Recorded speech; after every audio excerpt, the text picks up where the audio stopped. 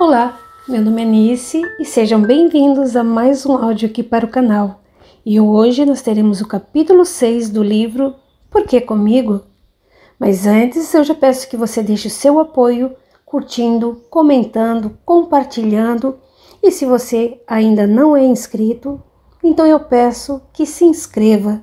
Isso tudo não custa nada para você e para mim significa muito. É o reconhecimento do meu trabalho e também faz com que o YouTube indique o canal para mais pessoas, certo?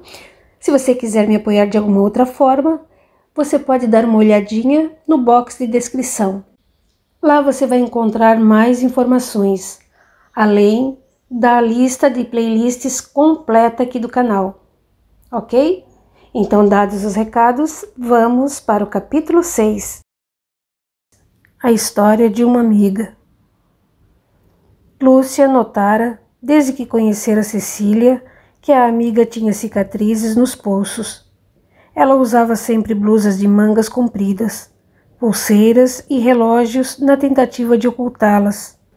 Uma tarde, a amiga a visitou, sentou-se no sofá e ficaram conversando enquanto ela costurava. Rodrigo estava na escola. Cecília arrumou o relógio no pulso e Lúcia, curiosa, indagou-lhe: "Que lhe aconteceu para ter essas cicatrizes?" "Uma tentativa de suicídio", respondeu Cecília. "O quê?"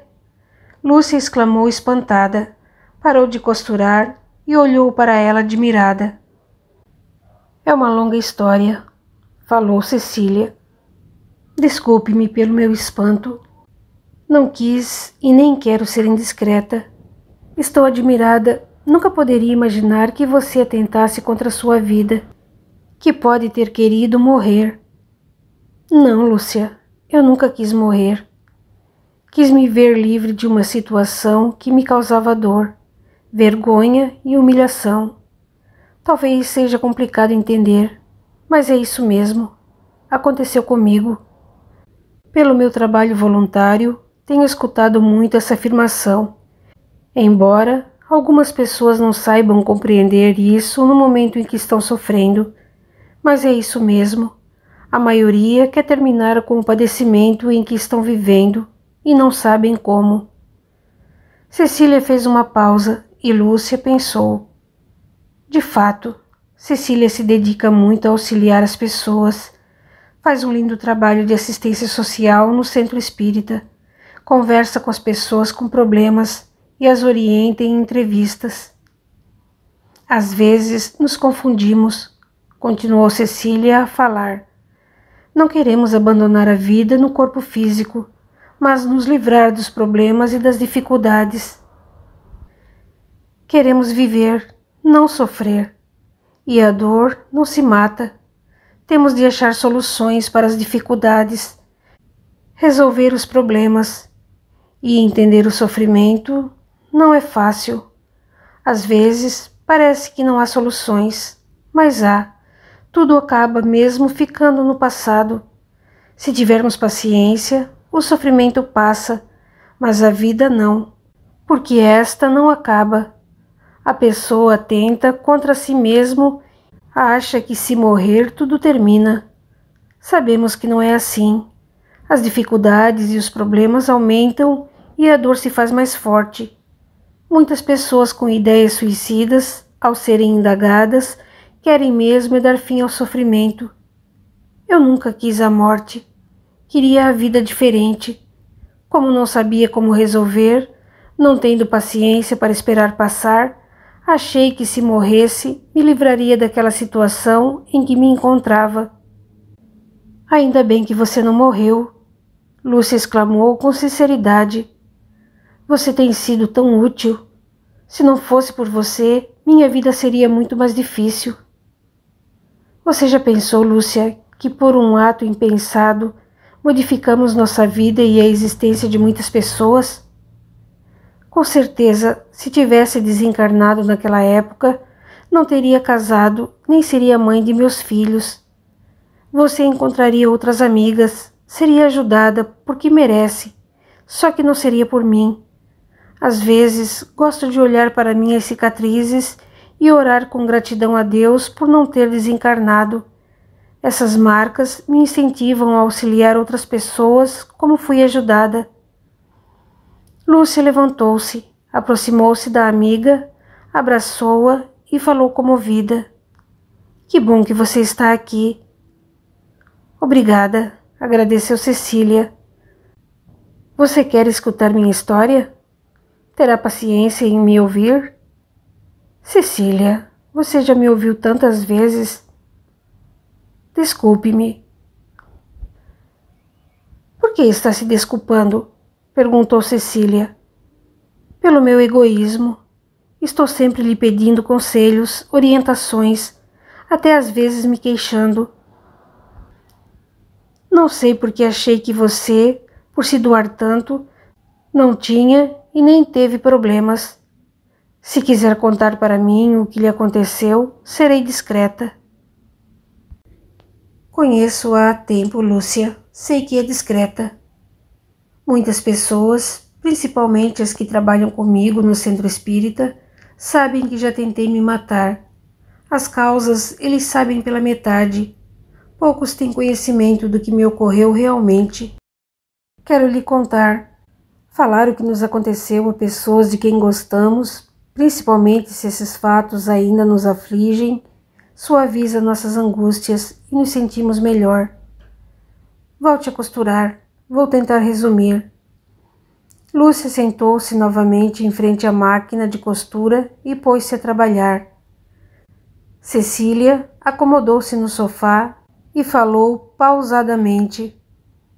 Eu tinha 2 irmãos mais velhos do que eu. Era caçula. Morávamos em casa própria num bairro distante deste em que residimos. Meu pai era um profissional autônomo. Minha mãe cuidava da casa e de nós. Mamãe sempre teve preferência pelo meu irmão do meio e sempre foi rude comigo. Não me agredia fisicamente, mas com palavras. A impressão que eu tinha era de que ela se esforçava para me tratar melhor. Isso não me incomodava. Brincava com minhas amigas, ajudava a mamãe nos serviços de casa e estudava. Antes de completar 19 anos, meu irmão mais velho, André, casou-se. A namorada estava grávida. Ele foi morar nos fundos da casa dos pais dela, num bairro distante. Meu outro irmão, com 16 anos, foi com amigos aprender a pilotar moto. Isso escondido de meus pais. Nenhum deles sabia dirigir e imprudentemente se divertiam. Na vez dele, entrou na carroceria de um caminhão. Foi um acidente horrível. Ele desencarnou no local. Foi um choque tremendo. Mamãe desesperou-se. Pensei que ela ia desencarnar também. Foi um período de muita tristeza. No velório, minha mãe acusou os amigos dele, que choravam desesperados. Ela desmaiou várias vezes. Eu estava com 12 anos. Foi muito triste voltar para casa, e nosso lar tornou-se um local de revolta e amargura. Vizinhos e parentes nos ajudaram. Vinham nos fazer companhias, mas as visitas foram escasseando. Papai andava quieto. Mamãe só chorava. Eu sentia muito a ausência dos meus irmãos. Nunca tive ciúmes por esse irmão que desencarnou ser o preferido. Ele gostava de mim, era alegre e brincalhão. Tanto tempo já se passou e ainda sinto sua falta. Tenho saudades dele. Cecília suspirou, fez uma pausa e Lúcia opinou. Posso entender a dor de sua mãe, mas ela não deveria ter agido assim. Não é certo proceder dessa forma, se fechar no seu sofrimento, esquecendo dos outros afetos e de que eles sofriam também. E foi isso que mamãe fez. Continuou Cecília contando. Parecia que ela não tinha mais nada, que perdeu tudo. Ficou alheia. Eu que cuidava da casa, fazia tudo. Ela não reclamava. Não me dava atenção nem carinho. Papai me acariciava. Eu não gostava do modo como o fazia e não entendia por que ele agia daquele jeito, mas era a única atenção que eu recebia. Mamãe passou a ir muito ao cemitério. Às vezes eu a acompanhava, mas como ela demorava e eu tinha de fazer muitas coisas em casa, não me levou mais. O filho do meu irmão André nasceu. Nós os víamos pouco. Foi em uma dessas saídas em que mamãe foi ao cemitério que meu pai chegou em casa, trancou a porta e me estrupou. Lúcia fez um som com a boca, uma tentativa de pronunciar um ó. Parou de costurar, arregalou os olhos e ficou olhando a amiga sem saber o que fazer ou falar. Você não ouviu errado, Lúcia. Foi isso mesmo. Esse ato bárbaro aconteceu comigo. Ele me puxou, me levou para minha cama. Eu quis reagir, fugir, mas não consegui. Senti muita dor, vergonha e desespero. Ele não falou nada. Quando acabou, me advertiu. Cecília, não fale nada disso a ninguém. Sua mãe não vai acreditar e eu lhe darei uma surra. Sem saber o que fazer, chorei muito. Quando mamãe chegou em casa, pedi a ela: Mamãe, por favor, não saia tanto assim. Fique mais conosco. Por que, menina? Não quer fazer o serviço? Preguiçosa. Não quer ajudar? Não sabe que sofro? Também sofro, respondi chorando. Entendo. Perder um irmão como o seu, um ser perfeito, só pode sofrer também. Acho certo você sofrer, mas tenho de ir lá, ver seu túmulo, lhe fazer companhia, não entende? Mas mamãe... Chega, exclamou minha mãe determinada. Vou sempre que quiser e não se fala mais nisso. Fiquei com um medo terrível de meu pai. Fazia de tudo para não ficar sozinha com ele, mas não conseguia e ele me estrupou muitas vezes. Estava com 13 anos, sentia-me sozinha, sem coragem de contar a alguém o que meu pai me fazia. Mamãe continuava alheia a tudo com o seu sofrimento. Resolvi acabar com aquela agonia. Você entende agora, Lúcia? Eu não queria morrer, mas sim dar fim àquela situação. Mamãe saiu, sabia que meu pai chegaria. Entrei no banheiro, peguei uma gilete e cortei meus pulsos. Nem senti dor. Sentei no chão, o sangue escorreu. Deitei no piso frio. Escutei barulho, senti uma estranha satisfação e pensei: meu pai desta vez não me maltrata. Escutei-o gritar, sair correndo, outras pessoas me socorrendo e não vi mais nada. Acordei num leito de hospital. O médico, nosso vizinho, veio me ver. Então, Cecília, como está? Não morri? Perguntei baixinho. Você está bem? Que pena. Não morri. Tudo voltará a ser como antes.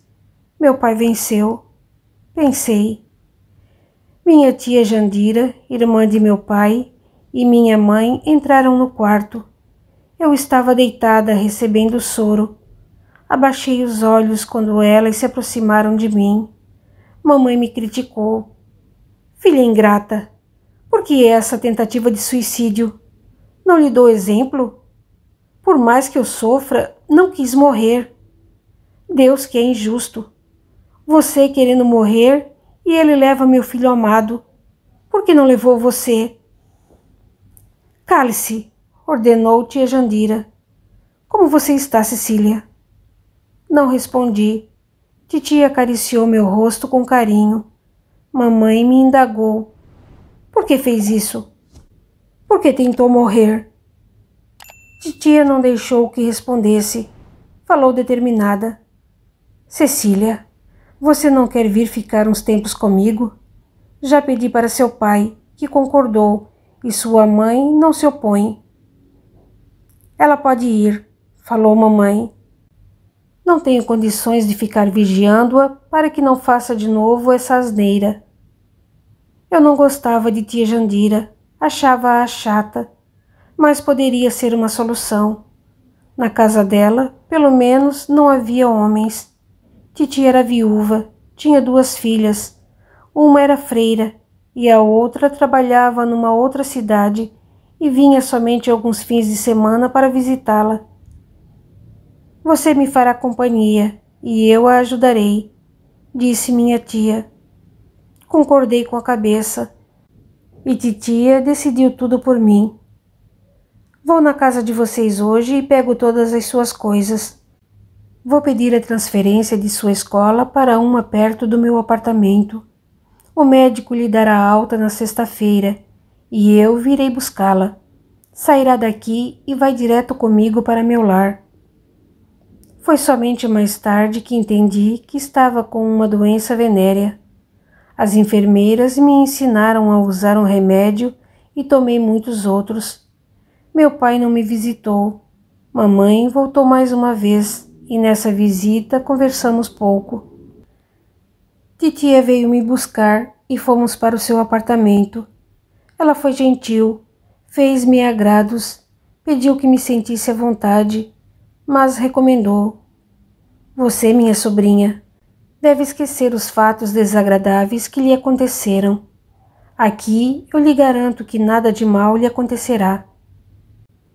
Não me deixava trabalhar, comprou-me roupas, blusas de mangas compridas. Estávamos no inverno. Escondi os ferimentos dos pulsos que não doíam mais. Ficaram as cicatrizes no físico e marcas grandes, profundas no meu íntimo.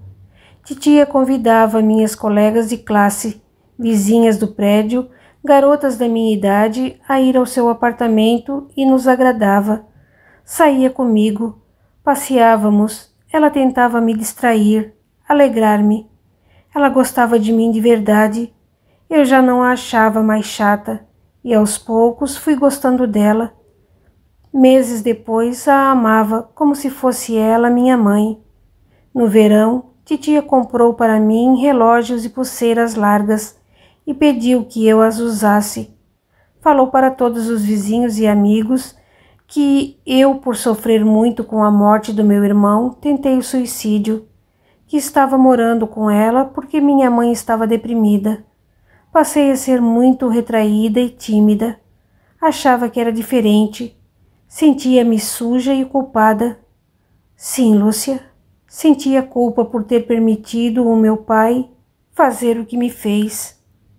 Tia Jandira me levava para ver minha mãe quando sabia que meu pai não estava em casa. Mamãe me abraçava, perguntava como eu estava. Você não quer voltar para casa? Preciso de ajuda. Fazendo o serviço de casa, não tenho muito tempo para ir ao cemitério. Queixou-se mamãe. Assustei-me. Não queria voltar para casa, ainda mais sabendo que mamãe iria sair e visitar o túmulo de meu irmão no cemitério. Titia respondeu por mim. Délia, nome de minha mãe. Agora Cecília não pode voltar. A escola em que ela estuda não dá transferência nesta época do ano e neste colégio perto daqui não há vagas. Depois, ela ganhou uma bolsa para fazer um curso de inglês e esse estudo é muito importante para Cecília. Ela está bem comigo. Você quer ficar com sua tia? Perguntou mamãe para mim. Quero, por favor, deixe que eu fique. Pedi. Está bem, lá você não faz nada, não é? Filho como o meu que perdi, não tenho outro igual. Ele não me abandonaria. Fique por lá, é melhor. Mamãe falou sentida. Titia mudou de assunto. Na volta, no ônibus, perguntei-lhe. Ganhei uma bolsa de estudo de inglês? Não sabia disso. Pois acaba de ganhar. Eu vou lhe pagar o curso. Titia, não quero que a senhora gaste mais dinheiro comigo. Posso lhe pagar esse curso. Depois não quero que volte para a casa de seus pais.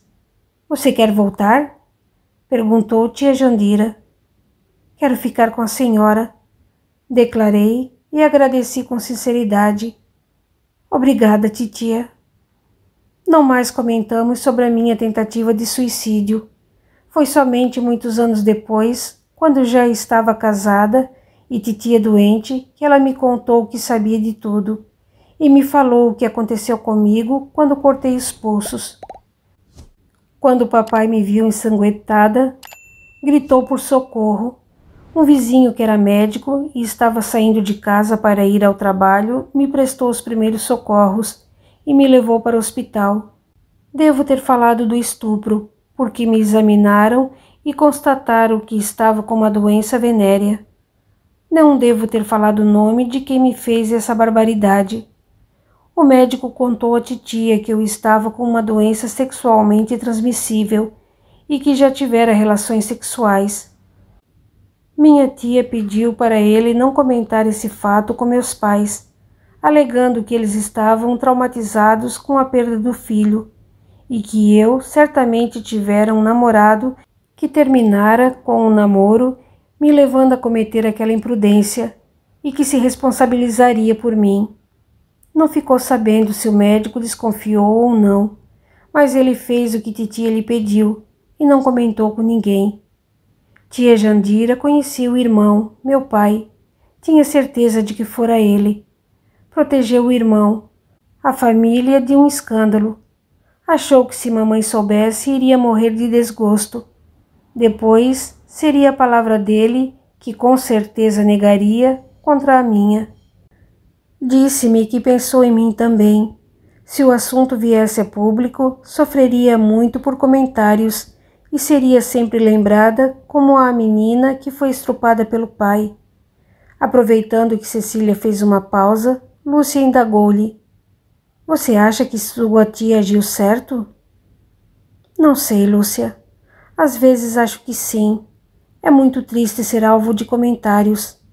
Com certeza, muitas pessoas sentiriam pena de mim, mas algumas, mais maldosas, achariam, como acontece infelizmente em alguns casos de estupros, que nós mulheres provocamos. Mesmo sendo menina, poderia ouvir algo assim. E titia tinha razão ao dizer que minha mãe iria sofrer muito, pois ela amava meu pai, confiava muito nele. Só que com o nosso silêncio, ele ficou sem a punição da justiça terrena. Acha que ele receberá o retorno de seus atos?" perguntou Lúcia. "As boas ou más consequências de nossas ações nos pertencem", exclamou Cecília, suspirando triste, e voltou a narrar. "Não quis mais morrer quando titia me tirou daquela situação terrível, embora continuasse sofrendo. Tia Jandira e minhas primas eram bondosas comigo, e dei valor ao que elas me ofereceram, e nos tornamos grandes amigas. Mamãe não insistiu mais para que eu voltasse para casa. Vi meu pai poucas vezes. Ele não se aproximava de mim, falava pouco comigo, mas o vi algumas vezes me olhar com expressão maliciosa. Somente ia visitar meus pais com titia, e quando eles vinham me ver, titia Jandira não saía de perto de mim. Sentia-me protegida. Tinha 18 anos e não queria me envolver com ninguém.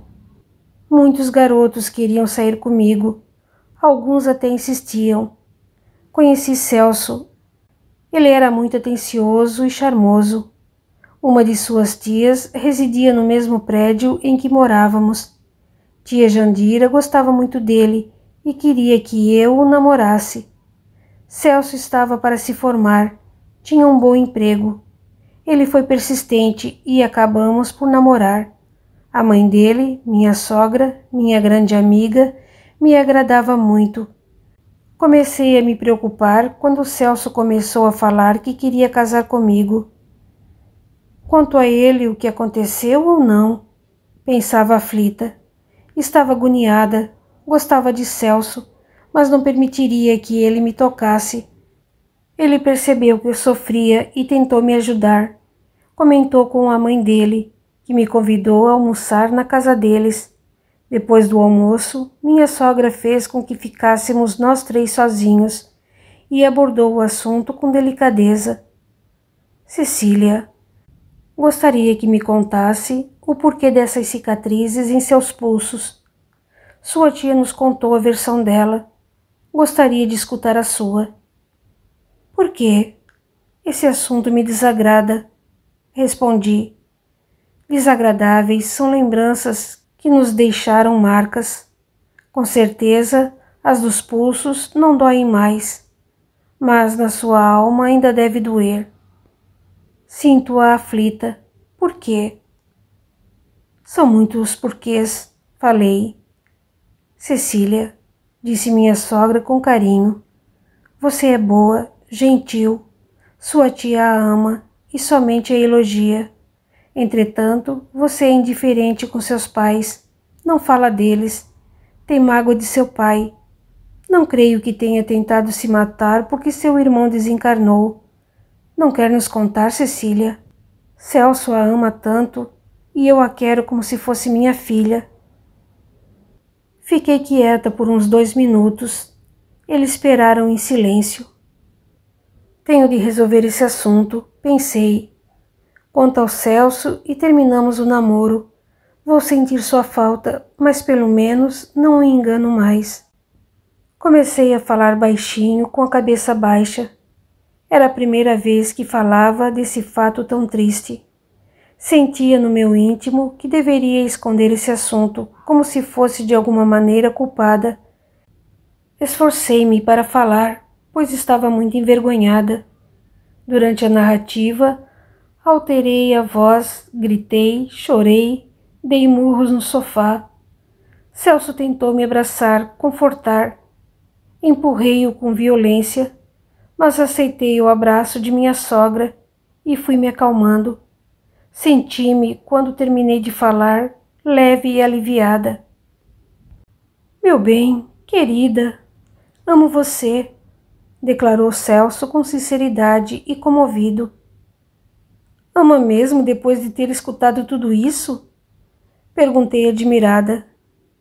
Muito mais depois de ter escutado tudo isso. Deixa-me ajudá-la, por favor, pediu ele. E eu deixei que os dois me ajudassem. Eles eram espíritas e passei a ir com eles ao centro espírita. Lá fiz um tratamento espiritual recebendo passes. Assisti a palestras, interessei-me pela leitura dos livros espíritas, senti-me consolada e comecei a compreender o que é Deus e suas leis de amor. Minha sogra, depois de 2 dias desse meu relato, levou-me a uma psicóloga amiga dela e também espírita. Conversei com ela e passei a fazer terapia, tratamento em sessões em que contei a ela tudo o que sentia, que me afligia. Essa profissional me fez compreender que nem todos os homens eram como meu pai, que eu não podia continuar com medo, que não era culpada, mas fora vítima, e o mais importante, que necessitava perdoar. Esforcei-me para aprender a perdoar e não ter mais temores. Meu pai agora não podia mais me fazer mal. Comecei a aceitar as carícias de Celso. Fizemos felizes planos para nos casar. Levei-o à casa de meus pais para conhecê-los. Celso não pegou na mão que meu pai lhe estendeu. Foi gentil com minha mãe e, ao despedir-se, falou a eles olhando para meu pai. Agora Cecília tem quem cuide dela. Eu. E não vou permitir que ninguém a magoe. Sei que ninguém magoa Cecília, mas me alegro em saber que você está disposto a cuidar dela, disse mamãe, sorrindo agradecida. Casamos somente no civil, numa cerimônia simples. Vieram somente mamãe e meu irmão André, que se separara da esposa. Meu pai deu uma desculpa de que nem me lembro mais e não foi. Abracei agradecida a tia Jandira. Fomos morar perto de minha sogra. Tivemos filhos, compramos um terreno, construímos nossa casa e Celso continua maravilhoso e nos amamos muito. Cecília enxugou os olhos marejados de lágrimas. Lúcia, que estática olhava a amiga, também fez o mesmo. Admiro você, Cecília. Pegou as mãos dela e beijou suas cicatrizes. Continua no capítulo 7. Até lá!